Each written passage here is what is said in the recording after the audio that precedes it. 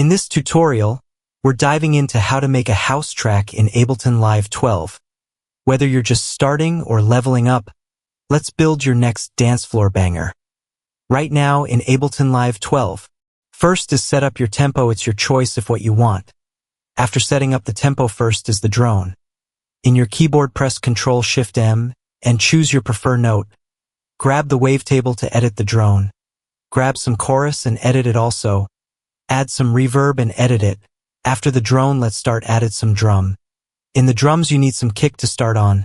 Choose what note you want to place the kick. After adding the kick, next is add the clap, and same as the first, edit it and put it into a note you want. Add some hi-hat and edit it. After that, let's start into melodic. Press the empty MIDI track and add wavetable too and edit it also.